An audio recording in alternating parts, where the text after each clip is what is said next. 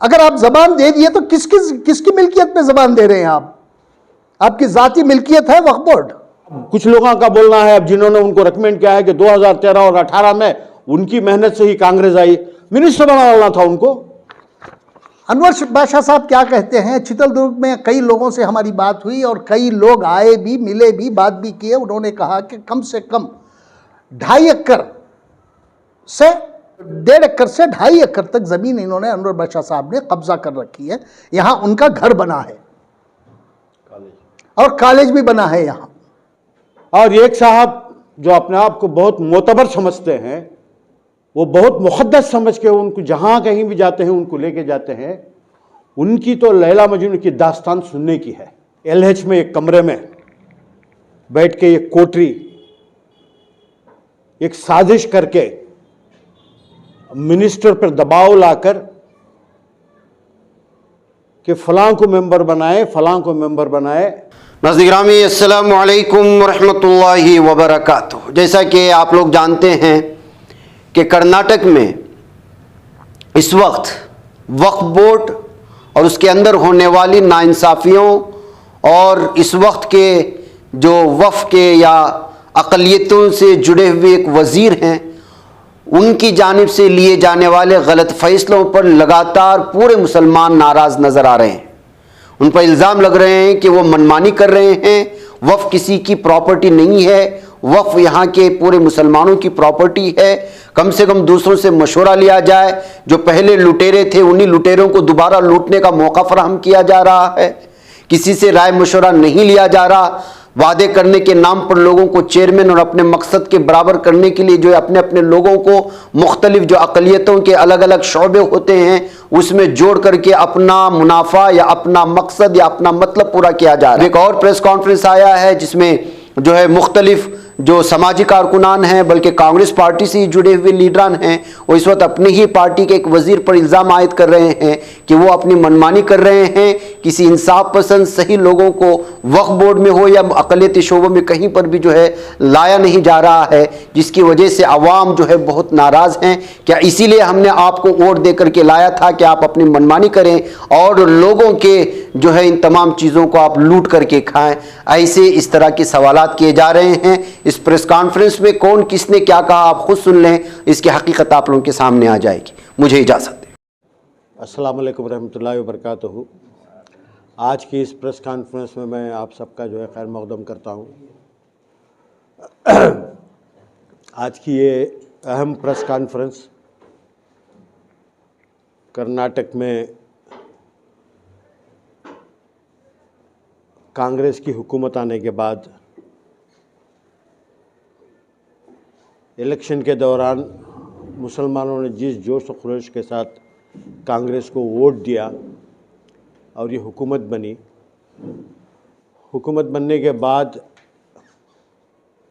Minority welfare department या ministry में जितने भी चेयरमैन्स, डायरेक्टर्स, मेंबर्स वग़ैरह जिनके नामजदगी हुई है, इससे कांग्रेस के बहुत सारे सीनियर लीडर्स, ख़ासकर मुस्लिम कायदीन नाखुश हैं। वो इसलिए कि इन तमाम अपॉइंटमेंट्स में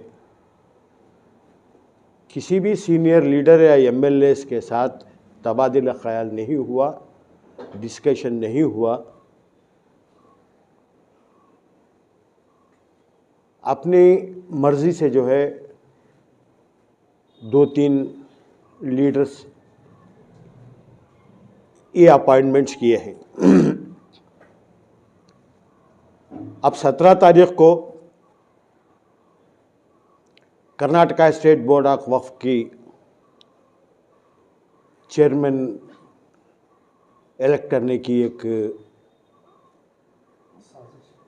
मीटिंग हो रही है। मेरी ये अपील है, जो भी मेंबर्स इसमें बनाए गए हैं वो भी किसी को पूछे बगैर, किसी को कंसल्टेशन किए बगैर ही बनाए हैं। लेकिन उन तमाम मेंबरों से मैं ये गुजारिश करता हूं कि वक्फ बोर्ड के चेयरमैन के लिए ऐसे मेंबर को इलेक्ट किया जाए जिसके ऊपर कोई भी किस्म के इल्ज़ामात ना हो, ना कि किसी के ऊपर मुकदमा हो या किसी के ऊपर जो है लैंड ग्रैबिंग और एनक्रोचमेंट के मामलात हों। ऐसे लोगों को चेयरमैन ना बनाया जाए। मेंबर जो है अपने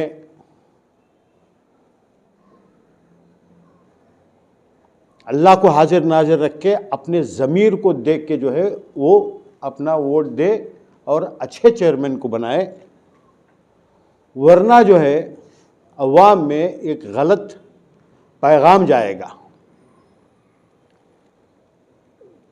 जिस तरीके से मेंबर्स बनाए गए हैं, कोई कहता है कि एक LH में एक कमरे में बैठ के एक कोठरी एक साजिश करके मिनिस्टर पर दबाव लाकर कि फलां को मेंबर बनाए, फलां को मेंबर बनाए। हमारे वजीर, उनका मसला ऐसा है, वो किसी को ज़बान दे दिए, वो सलमान खान जैसा, एक बार किसी को कमिटमेंट हो गए तो वो अपने आप की भी नहीं सुनते। तो उनसे कमिटमेंट ले लेते हैं और गलत लोगों को जो है कि नामजदगी हुई है, किसी के ऊपर जो है कोर्ट में केस है, किसी के खिलाफ जो है लोकायुक्ता में इंक्वायरी है, और एक साहब जो अपने आप को बहुत मोतबर समझते हैं, वो बहुत मुक़द्दस समझ के उनको जहां कहीं भी जाते हैं उनको लेके जाते हैं। उनकी तो लैला मजनू की दास्तान सुनने की है।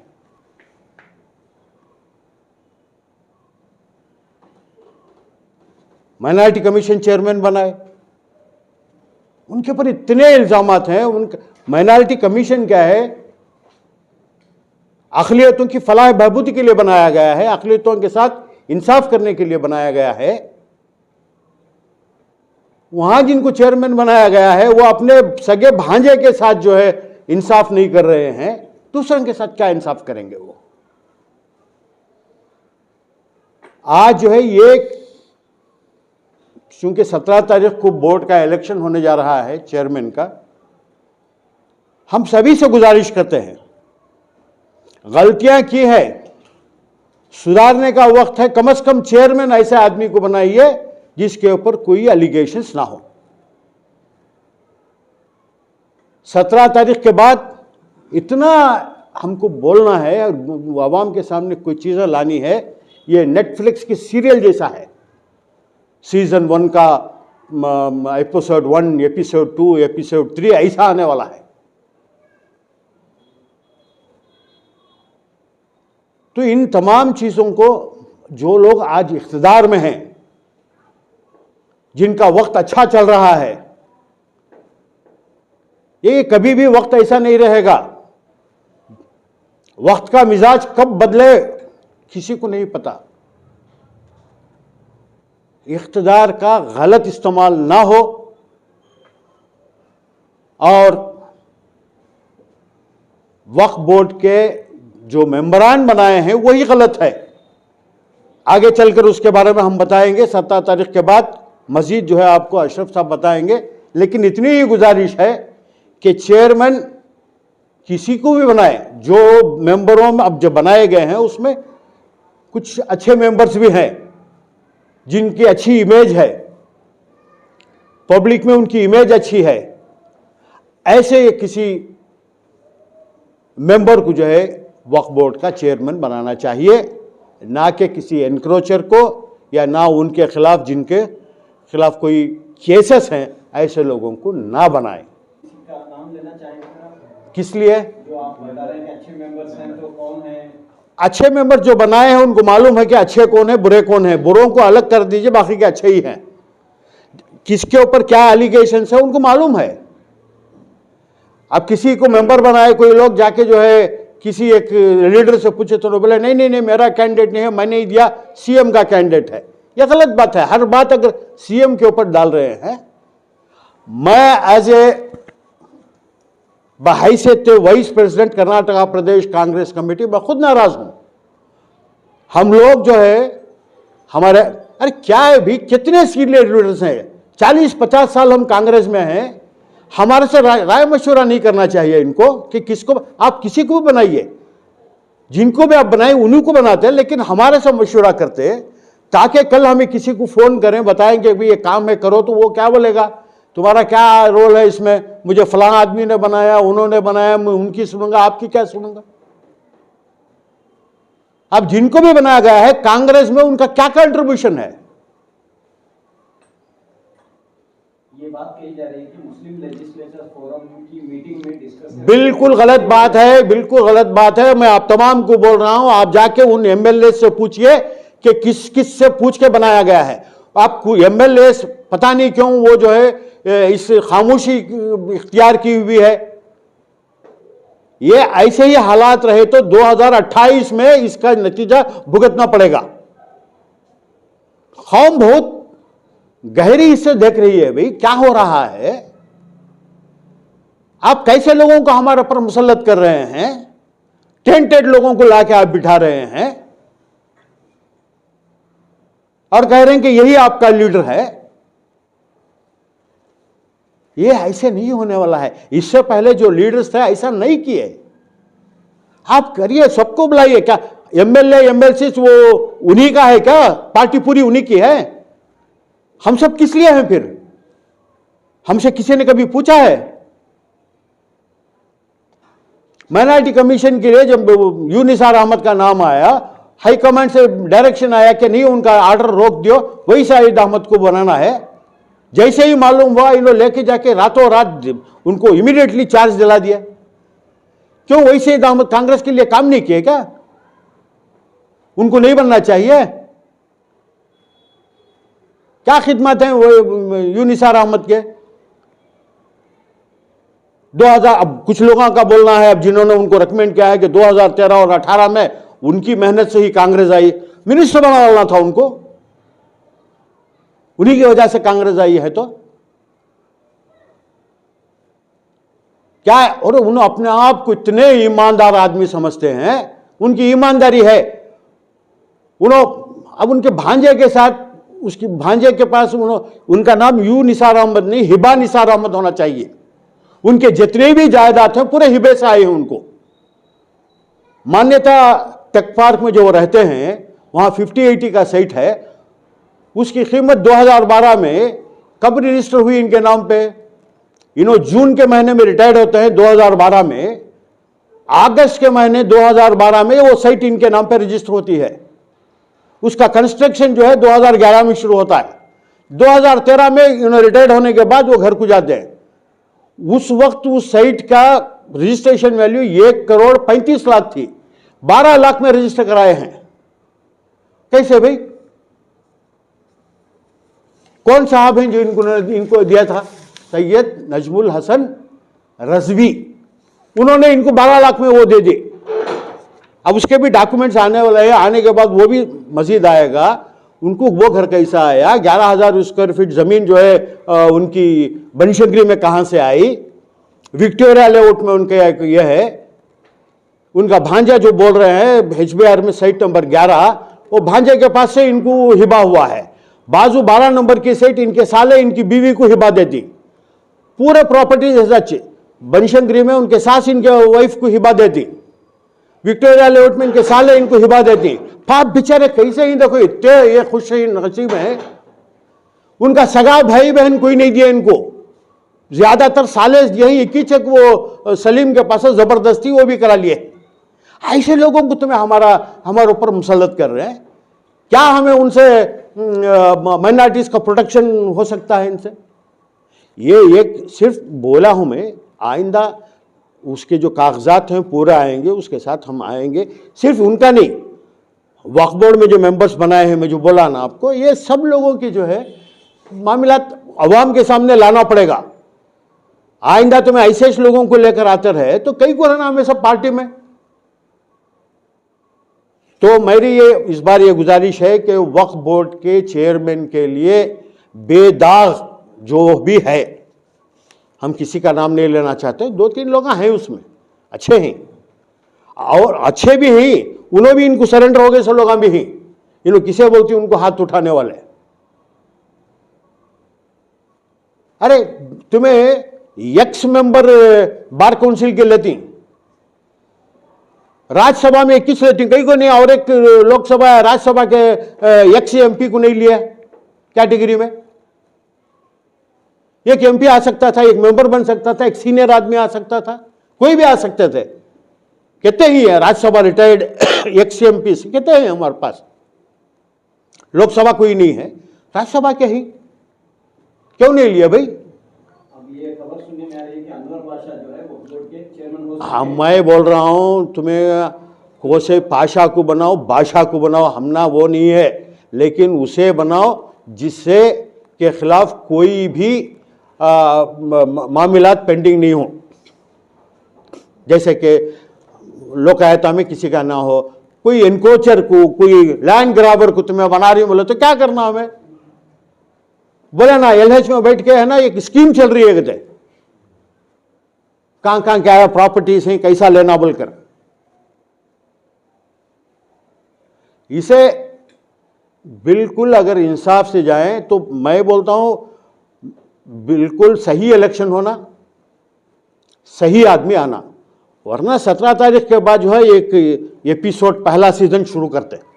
शुक्रिया। अस्सलाम वालेकुम वरहमतुल्लाहि वबरकातुहू। आज आप लोगों को बुलाने का ये मकसद है हमारा कि कुछ ऐसी चीज़ें हो रही हैं वक्फ बोर्ड में जिसे ना कोई पूछने वाला है और ना कोई बताने वाला है।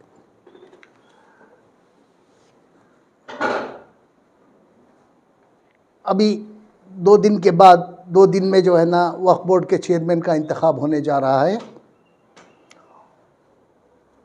मैं जो है ना जनाब उबैदुल्लाह शरीफ साहब की तरह नाम लिए बगैर नहीं बोलूँगा, मैं तो नाम लेके ही बोलता हूँ, क्योंकि मेरे पास हर चीज़ का डॉक्यूमेंट होता है। अगर उनमें हिम्मत है तो जाके मेरे ख़िलाफ़ कार्रवाई भी करे, मैं उसका जवाब देता हूँ। मैं डॉक्यूमेंट नहीं है तो कभी बात नहीं करता। अब ये हुआ है कि देखिए चितलदुर्ग के एक अनवर बादशाह साहब को चेयरमैन बनाने की कोशिश हो रही है। चितलदुर्ग से कम 50 लोग आए थे 2 दिन पहले, और कल सुबह भी वो आ रहे हैं यहाँ, और उन्होंने गवर्नर से भी मिला, चीफ मिनिस्टर से भी मिला, और कई लोगों से भी मिल के उन्होंने कहा कि अनवर बादशाह को किसी भी कीमत पे चेयरमैन नहीं बनाना है। लेकिन हमारे मिनिस्टर साहब ने कहा है कि मैंने अनवर बादशाह के लिए ज़बान दे दी है। इनकी क्या ज़ाती जायदाद समझे क्या वक्फ बोर्ड को, जो इन्होंने ज़बान दे दी? आपकी अगर कोई मिल्कियत है तो आप ज़बान दे दो, आप अपनी ज़बान को ये कर लीजिएगा, हॉनर करिएगा। यह हुकूमत की जायदाद है। आप ज़बान देने वाले कौन होते हैं? अनवर बादशाह के कंट्रीब्यूशन क्या हैं? और अनवर बादशाह देखिए, एक ज़मीन अलाट हुई है मुस्लिम खबरस्तान के लिए 1986 में, 18/11/1986 में एक ज़मीन अलाट हुई है 6 एकड़। ये 6 एकड़ ज़मीन किसमें है? एक सर्वे नंबर है 11, अगसना बंडे, कस्बा ताल्लुक, चित्रदुर्ग डिस्ट्रिक्ट। इसका ओल्ड सर्वे नंबर है 11। ये कुल इसमें जो ज़मीन है उस सर्वे नंबर के अंदर 59.3 एकड़ है। और ये जाके जो है ना, ये सर्वे नंबर बदल जाता है, इसमें जो है ना फोड़ होके 24, 25, 26 ऐसा ये हो जाता है, इसमें फोड़ हो जाता है इसमें। अब जब 86 में हमें ज़मीन मिली, उसमें जो है ना ये आर्डर के मुताबिक जो है ना हमें 6 एकड़ ज़मीन मुसलमानों को दी गई है। ये 6 एकड़ ज़मीन कब्रिस्तान के लिए दी गई है और ये वक्फ बोर्ड के तहवील में भी दे दी गई उसी वक्त पे। और 87 में भी एक आर्डर निकला। आर्डर निकलने के बाद जो है ना वो वक्फ बोर्ड की तहवील में दे दिए 1987 में। 86 में अलाटमेंट हुई, 1987 में जो है ना ये दे दी। उसके बाद जो है ना टिप्पणी कॉपी में जो है ना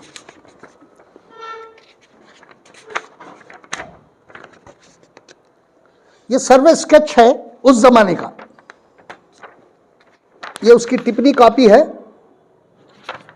उस जमाने में जो सर्वे स्केच है, ये सर्वे स्केच है, ये 1986 का बना है, ये अब का नहीं है।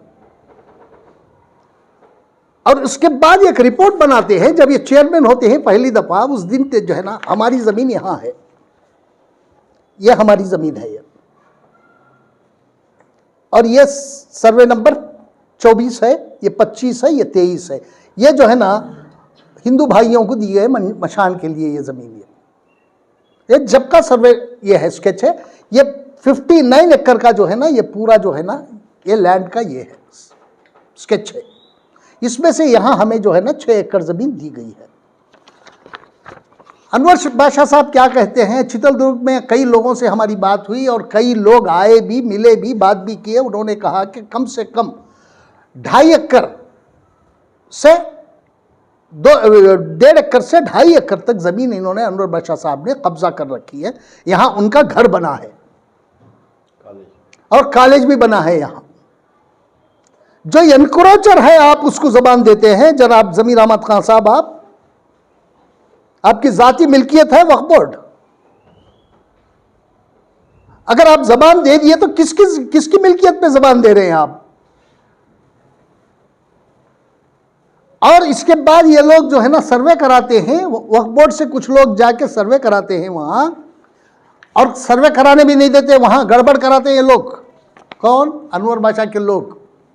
अब मैं भी जा रहा हूं वहां, अपने प्राइवेट सर्वेयर्स को लेके जाता हूं वहां, मैं सर्वे कराता हूं। मैं अगर इसमें एनक्रोचमेंट रहा तो मैं चीफ मिनिस्टर से भी मिलूंगा और उनसे भी ये कहूंगा कि 1 हफ्ते के अंदर प्रियॉरिटी पे हमें वो सर्वे करके 6 एकड़ जमीन हमारे हवाले करें, कब्रिस्तान की जमीन जो आज वक्फ बोर्ड की तहवील में है। और एक सर्वे रिपोर्ट बनता है कॉन्कॉक्टेड। मैं चाहता हूं कि ये जो ऑफिसर्स इस पर दस्तखत किए हैं इनके खिलाफ कार्रवाई भी होना चाहिए।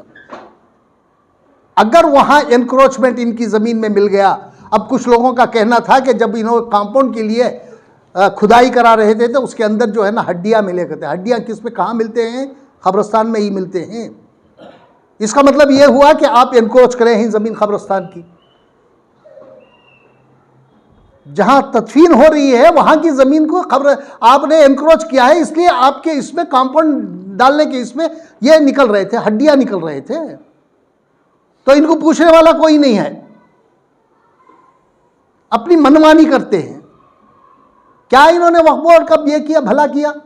इनका पहला स्टेटमेंट मुझे याद है, जिस दिन इन्होंने चेयरमैन बना था, चेयरमैन होते ही उन्होंने एक स्टेटमेंट दिया था और कहा था कि मिनिस्टर साहब जो बोलेंगे मैं करूंगा। क्या मतलब है? क्या अंगूठा छाप हो तुम? वक्फ बोर्ड के चेयरमैन हुए या अंगूठा छाप हुए हो तुम? आपको यह मालूम है? आपने कभी वक्फ मैनुअल पढ़ा है, वक्फ एक्ट पढ़ा है? ना तो कोई मिनिस्टर वक्फ के इसमें मुदाखिलत कर सकता है, ना सरकार। वक्फ एक ऑटोनमस बॉडी है, मिनिस्टर को भी हक नहीं है, यहां तक कि चीफ मिनिस्टर को भी हक नहीं है उसमें मुदाखिलत का। एक ऑटोनमस बॉडी है। ले जाके आप ये कह रहे हैं कि जो मिनिस्टर साहब कहेंगे मैं वो करूंगा। कौन होते हैं मिनिस्टर साहब? गवर्नमेंट भी कब इंटरफियर कर सकती है? अगर बोर्ड पे सीरियस एलिगेशन हो, तब तक बोर्ड भी ये नहीं कर सकती। वहां से ऑर्डर आ रहे हैं, कोई सेक्रेटरी माइनॉरिटीज ऑर्डर भेज रहा है कि इसका ट्रांसफर वहां कर दो, उसका ट्रांसफर यहां कर दो। कौन होते हैं वो? जब आप इतने कमजोर हैं तो सब होता ही रहेगा। हमें कमजोर चेयरमैन नहीं चाहिए। इतने कमजोर हैं आप, गवर्नमेंट के ऑर्डर लेके कर रहे हैं। ऑटोनमस बॉडी है वक्फ बोर्ड, उसमें किसी की भी मुदाखिलत नहीं हो सकती। इसके बाद जो है ना उन्होंने एक ये बनाया है, सर्वे रिपोर्ट बनी है ये बनी है 2022 में। 2022 में क्या कहते हैं ये सर्वे रिपोर्ट में कुछ भी नहीं ये बताते, सिर्फ ये बताते हैं कि ये ज़मीन में एनक्रोच नहीं है, ये ज़मीन में एनक्रोचमेंट नहीं है, ये ज़मीन में एनक्रोचमेंट नहीं है। 3 का सर्वे रिपोर्ट बनाते हैं, 1 2 3। ये सर्वे रिपोर्ट में यही कहता है, ये नहीं कहता कि हमारी ज़मीन कितनी है, ये नहीं कहता कि हमारी ज़मीन कहाँ है, सर्वे रिपोर्ट ये नहीं कहती। और यहाँ यह कहता है कि इस ज़मीन में कोई एनक्रोचमेंट नहीं है, इस ज़मीन में कोई एनक्रोचमेंट है नहीं है, इस ज़मीन में कोई एनक्रोचमेंट नहीं है। ये ज़मीन कितनी है, किसकी है, ये नहीं बताता। ये कॉन्कॉक्टेड है, ये बनाई है, बोल के बनाई गई है। और ये लोगों के खिलाफ भी एक्शन होना चाहिए। अगर सर्वे रिपोर्ट अब सही बनती है, उसमें अगर कॉन्कॉक्टेड है ये, इन ऑफिसर्स पे भी पूरी कार्रवाई होनी चाहिए। और दूसरा ये है कि एक हमारे अदारों में कैसे लोगों की भर्ती हो रही है भाई, आप सब जानते हैं किन लोगों की भर्ती हो रही है? बदमाशों की भर्ती हो रही है, रेपिस्टों की भर्ती हो रही है, और जो डिस्क्रेडिटेड पीपल हैं इनकी भर्ती हो रही है। क्या इसीलिए मुसलमान ने कांग्रेस को वोट दिया था? जब हम वोट देते हैं तो बदलने का भी हक हम रखते हैं। अच्छे लोग नहीं मिले आपको, कोई भी अदारा ले लीजिए, उसमें सिर्फ जो है ना क्रिमिनल्स है। जिस आदमी की सोच क्रिमिनल होती है वही आदमी करता है ये काम। किसी भी अदारे में चले जाइए, क्रिमिनल्स के सिवा कोई भी अच्छा आदमी मिलता नहीं आपको। क्या मुसलमानों पे सिर्फ क्रिमिनल्स को मुसल्लत कर रहे हैं क्या आप? क्यों अच्छे आदमी नहीं है? पार्टी में इतने अच्छे आदमी नहीं है क्या? बरसों से जो ये कर रहे हैं वो नहीं है क्या? उनको क्यों तरजीह नहीं दी जा रही है? किस लिए? आप कब तक अपनी मनमानी करते रहेंगे? अब हम लोग खामोश भी नहीं बैठेंगे। बैठ गए, बात हो गया। हमारा आज तक कोई काम नहीं हुआ। हमारे मिनिस्टर साहब को इतना भी ये नहीं है कि 2B से 11 जातों को निकाल दिया गया है, 11 सेक्ट्स को मुसलमानों के निकाल दिया गया है। उसमें ना कोई सैयद है, ना शेख है, ना पठान है, ना मेवाती है, ना ये है क्या आपका जो है ना 11 कम्युनिटीज़ पूरे निकाल दिए इसमें से। अब 2 कम्युनिटीज़ बचे हैं उसमें, एक है ये बारबर नहीं, हमारा खसाब, और दूसरा है दरवेश। हमारे लोगों को, हमारे बच्चों को जो है 2B सर्टिफिकेट मिल नहीं रही है आजकल। इससे पहले भी इनकी नोटिस में लाए, इनको लिखा भी, लेकिन इनके पास ये काम नहीं है। ये इनके लिए इंपॉर्टेंट नहीं है। हमारे बच्चों की तालीम, हमारे बच्चों के लिए जो नौकरियां इंपॉर्टेंट नहीं है इनके लिए। अब वो कोई कुछ कह रहा था मुझसे, करोड़ों लूट के जो है ना हजारों बांट दिए तो लीडर हो जाता क्या इंसान के? करोड़ों लूट के हजारों बांट दिया तो लीडर बन जाता है? कोई नहीं बनता। सही कह रहा था वो आदमी मुझे। कब तक आप ऐसा करते रहेंगे? जब आपको माइनॉरिटी वेलफेयर का मिनिस्टर बनाया है तो 2B, आज आके ये 3रा साल सरकार बने, 3रे साल में भी 2B की सर्टिफिकेट इशू नहीं हो रही। हम ना क्यों नहीं हो रही? क्योंकि एक ऑर्डर निकला है बीजेपी गवर्नमेंट में 2023 में। उन्होंने जाते जाते ये 11 कम्युनिटीज को मुसलमानों के निकाल दिया उसमें से। अब ये क्लेम करते हैं कि मुसलमानों को रिजर्वेशन मिल रहा है।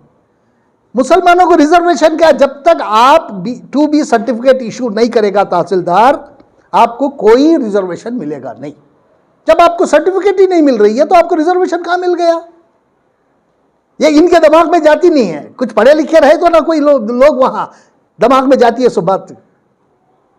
अब हमारे बच्चों का ये एडमिशन शुरू होने वाला है, उससे हमें रिजर्वेशन मिल जाता था। कई जगह नौकरियां मिल रही हैं। अब कई जगह जो है ना लोग जो है ना नौकरियों के जो है ना ये लगा रहे हैं, स्टॉल्स लगा रहे हैं। जब हमारे पास 2B सर्टिफिकेट नहीं है तो हम क्या कर सकते हैं? हमारे बच्चे कहाँ जाएंगे? उनको इसमें जाना पड़ेगा, जनरल कैटेगरी में, जनरल इसमें कैटेगरी में जाना पड़ेगा। और ये जो मुसलमानों का जो रिजर्वेशन है वो जनरल कैटेगरी में ट्रांसफर हो जाएगा। जो बचता है वो जनरल में चले जाता है। हमारे पास लेने वाला ही नहीं है ना। दो कम्युनिटीज कितने लेंगे? देखो, अब जहां कहीं भी जो हमारे मुस्लिम अदारों में और दूसरे अदारों में जो मेंबर्स को बनाया जा रहा है, वो कोई भी जो है ना कांग्रेस का आदमी नहीं है। कांग्रेस से उसका कोई भी लिंक नहीं है। अपने फॉलोअर्स को भरते जा रहे हैं। फॉलोअर कभी वर्कर नहीं बनता। फॉलोअर एक लीडर को फॉलो करता है, उन्हें वर्कर नहीं बनता कभी भी। और यहां फॉलोअर्स की भर्ती हो रही है, वर्कर्स की नहीं है। वर्कर्स को आना चाहिए वहां। क्या वर्कर सिर्फ ये उठाने के लिए, आपके बैनर्स उठाने के लिए रह गया है, या पेस्ट करने के लिए, पोस्टर पेस्ट करने के लिए रह गया है मुसलमान? आज क्यों मुसलमानों को दूर कर रहे हैं आप? आज तो आप हैं, कल चले जाएंगे, क्योंकि पार्टियां बदलने का इन लोगों को बहुत शौक है पहले से भी। कल पार्टी की हालत क्या होगी, पार्टी वालों को सोचना चाहिए। ये एक आदमी का नाम लेके कह रहे हैं कि वो चीफ मिनिस्टर का कैंडिडेट है। चीफ मिनिस्टर साहब को पूछे तो मुझे कुछ भी मालूम नहीं है। मेरे पास लाए और कहे और मैंने बनाया। ये कब तक ऐसा होता रहेगा? मुश्किल से तो ये होती है। अभी एक और जो है ना मैं मामला आपको बताना चाह रहा हूं। मैं जब बम्बई साहब चीफ मिनिस्टर थे, उन्होंने अपने क्षेत्र के लिए कुल बम्बई साहब, बसवराज बम्बई, बीजेपी के जो बम्बई साहब जब चीफ मिनिस्टर थे, उन्होंने कुछ पैसा सैंक्शन कराया उनकी कॉन्स्टिट्यूंसी के लिए, शिग्गांव के लिए। उसमें उन्होंने 12 करोड़ रुपए सैंक्शन कराए। वहाँ चित्रदुर्ग इसमें जो है ना शिग्गांव में मुस्लिम कॉलोनीज के डेवलपमेंट के लिए, किसके लिए? मुस्लिम कॉलोनीज के डेवलपमेंट के लिए एज चीफ मिनिस्टर उन्होंने खुद सैंक्शन किया 10 करोड़ रुपया। उसमें 7 करोड़ रुपए जो है ना रिलीज कर लिए उन्होंने उसी टाइम पे। ये सारे मुस्लिम कॉलोनीज के लिए थे। अब 3 करोड़ उसमें बच गए।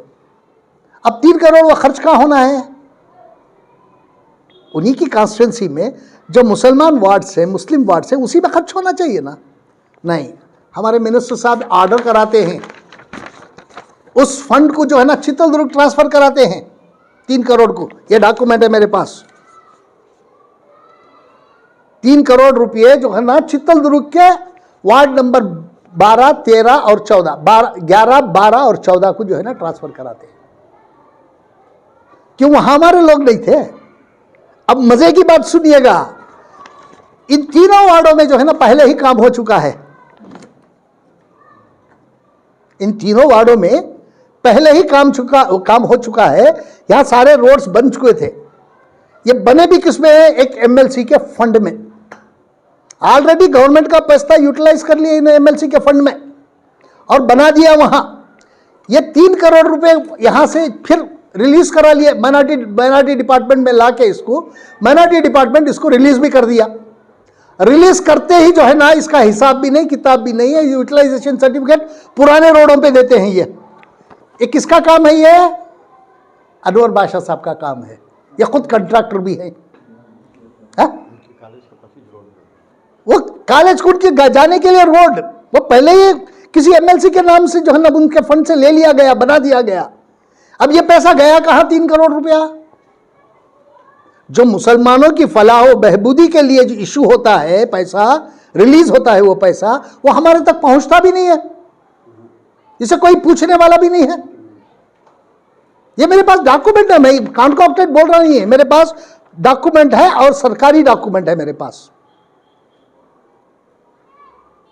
कैसा चले जाते पैसा? वहां भी हमारे भाई थे, वहां जहां बम्बई साहब ने ये किया था, रिलीज किया था शिग्गांव के लिए। शिग्गांव तो बहुत पीछे है। चित्रदुर्ग तो डिस्ट्रिक्ट है, शिग्गांव तो एक ताल्लुक है और पिछड़ा ताल्लुक है। वो वहां जरूरत थी इसकी, तो आपको क्या जरूरत थी? जो बने हुए काम के लिए आप फंड रिलीज करा के माइनॉरिटी डिपार्टमेंट को ट्रांसफर करके माइनॉरिटी डिपार्टमेंट इसको रिलीज करता है। कहां गया ये पैसा? 3 करोड़ रुपया किसके जेब में गया? आज तक कोई नहीं पूछता। अब पूछेंगे तो गुंडागर्दी कराते हैं, धमकियां दी जाती हैं। अभी हमारे उबैदुल्लाह साहब कह रहे थे लैला मजनू का किस्सा, लैला मजनू का बहुत बड़ा किस्सा है, बहुत जल्द आएगा। अभी जो है ना, मैं उस किस्से को जो है ना वॉइस मैचिंग के लिए मैं भेजा हूँ 2 जगह, तो वॉइस मैचिंग आ जाए उसके बाद मैं बैठता हूँ। और धमकियाँ दी जा रही हैं कि उनके फॉलोअर्स आके मेरे घर के पास कलाटा करेंगे, गड़बड़ करेंगे। ज़रा आके तो बताए, आके बताए, मेरे घर के नज़दीक भी आ जाए, देखता हूँ मैं। ये धमकियाँ अपने पास रखो, आप गलत हैं तो गलत ही हैं आप। मैं जब तक मेरे पास डॉक्यूमेंट नहीं उस पर बात नहीं करता। डॉक्यूमेंट 1 हफ्ते के अंदर आ जाएंगे, उसके बाद जैसा कि इन्होंने कहा किस्सा लैला मजनू, वो आपके सामने रखेंगे, आप सुनिएगा। कितने मेरे पास एपिसोड हैं उनके, आप सुनिएगा। और कुछ डॉक्यूमेंट्स भी हैं, ले आऊँगा मैं। तो पहले मेरे पास डॉक्यूमेंट्स आ जाए, अथेंटिकेट होके आ जाए वो पहले वॉइस, उसके बाद मैं आपके सामने आऊँगा। तो लैला मजनू का किस्सा भी सुनिएगा। और वो हमारे ऊपर मुसल्लत उनको भी किया गया है, हमारे ऊपर मुसल्लत किया जा रहा है इन ऐसे लोगों को, क्योंकि हमारे इसमें कोई बोलने वाला नहीं है ना। और ये जो बोलेंगे वो करेंगे। अच्छा ये बताइए कि यही मिनिस्टर साहब अनवर बादशाह साहब को किसी ने, चितलदुर्ग वाले ने एक बार एक ये बनाया था, वीडियो बनाया था, और वीडियो बना के जो है ना वायरल किया उसने। उसमें हमारे मिनिस्टर साहब बात करते हैं उसे फ़ोन करके, चाहे तो अभी मैं सुना सकता हूँ उस चीज़ को। अनवर बादशाह साहब के हक में बोलते हैं कि तुमने कैसे ये किया, तेरा मामला इसका है ना लोन का, आजा, मैं कल मंडे को आजा मेरे पास, मैं तुझे उसे जो है ना सैंक्शन करके देता हूँ। लेकिन अनवर बादशाह के खिलाफ एक लफ्ज़ भी नहीं बोलना। ये मैं नहीं कह रहा हूँ, यही मिनिस्टर साहब कह रहे हैं। अगर सुनना चाहे तो अभी मैं सुना सकता हूँ। क्या ज़रूरत है आपको? अनवर बादशाह आपका दोस्त है तो आप रखिएगा। आप मिनिस्टर के हैसियत से इतने गिर जाते हैं, हमें इसका ये नहीं था, इतना गिर जाएंगे आप, हमें लोगों को इसका अंदेशा नहीं था। क्या ज़रूरत थी आप उस आदमी को बात करने की?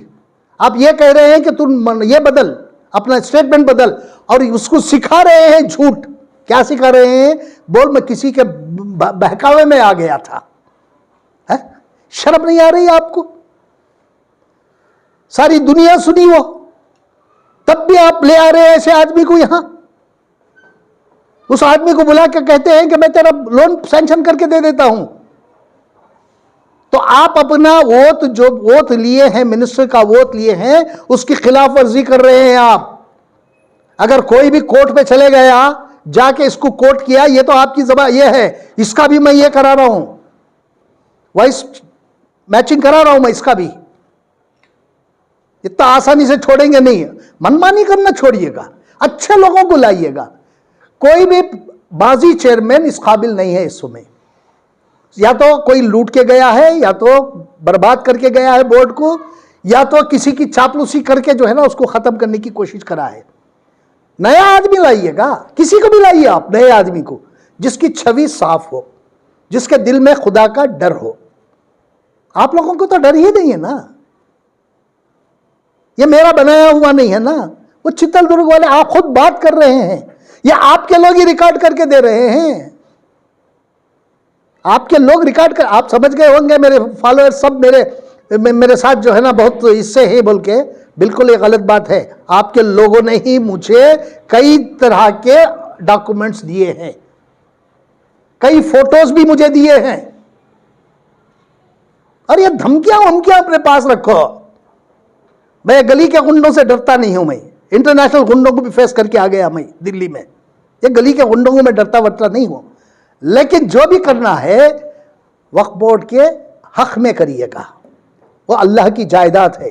आप कहते हैं कि अल्लाह की जायदाद में थोड़ा भी फर्क करेंगे तो आपके जिस्म में कीड़े पड़ेंगे, ये आपका बोलना है, मेरा नहीं है। लेकिन आप जब अनवर बादशाह के इसमें उस आदमी को फोन करके, आपके जिस्म में नहीं पड़ेंगे कीड़े? अब ये सब छोड़ दीजिएगा। अगर दोबारा अनवर बादशाह को लाने की कोशिश करेंगे आप या लाएंगे तो देखिए एक एक करके, जैसा कि हमारे उबैदुल्लाह शरीफ साहब ने कहा कि एपिसोड एक एक करके आता रहेगा। देखेंगे वो कौन गुंडागर्दी करता है, कौन मर्डर कराता है, कौन घर पे हमला कराता है, वो बाद में देखेंगे। सबके लिए तैयार है। ये सब धमकियां वमकियां अपने पास रखी है, अच्छे आदमी को लाइएगा। हमें किसी से कोई ये नहीं, किसी को भी लाइए अच्छा आदमी, लोग पसंद करें, हाँ भाई अच्छा चेयरमैन बना है। ये चापलूस, ये चमचागिरी करने वाले हैं और मिनिस्टर जो कहता है वो करने वाले, ऐसे लोग नहीं चाहिए। इंडिपेंडेंट अदारा है, इंडिपेंडेंट डिसीजन लेने वाला चाहिए वहां। और माजी के किसी को भी चेयरमैन, माजी का चेयरमैन किसी को भी नहीं बनाना चाहिए। सब लोगों ने अब वक्फ बोर्ड को बर्बाद करके ही गया है। एक दो लोग के मैं नाम सुन रहा था, एक थे वो इंडस्ट्रियलिस्ट साहब, क्या नाम था उनका, वो इंडस्ट्रियलिस्ट थे, उन्होंने बहुत अच्छा काम करके गया, हमारे औकाफ को बचा के गए, जो आज ये लूट रहे हैं, लुटा रहे हैं ये। और एक मरहूम हमारे डॉक्टर यूसुफ साहब, उन्होंने, जब भी मैं गया, मैं मुश्किल से देखिए यूसुफ साहब के इंतकाल के बाद से आज तक मैं कभी वक्फ बोर्ड में गया ही नहीं। मेरा कोई काम ही नहीं है, वक्फ बोर्ड में क्यों जाऊंगा, मुझे क्या काम है वहां। जब भी उनके पास गया अपने जेब से पैसा निकाल के चाय मंगाते थे, पानी नहीं पीते, पानी भी पिया नहीं उस इंसान ने। अरे ऐसे लोगों को ला के रखिए वहां, हमारी जायदाद को बचाने की कोशिश करने वालों को लाइए, लुटाने वालों को मत लाइए वहां। बहुत हो गया अब देखेंगे 17 तारीख तो गुजर जाए, उसके बाद अगर आप उसके बावजूद भी, सारा चित्रदुर्ग उसके खिलाफ है, अनवर साहब के, सारा चित्रदुर्गा, दावणगेरे, यहां के लोग आ रहे हैं। अब ये 3 करोड़ का तो ये देना पड़ेगा, हिसाब देना पड़ेगा, और मांगूंगा हिसाब में ये 3 करोड़ का। ये माइनॉरिटी डिपार्टमेंट में एक अफसर आके बैठ गया, वहां भी माइनॉरिटी डिपार्टमेंट में एक अफसर आके बैठा है, वो भी लूटमार मचा के रखा है।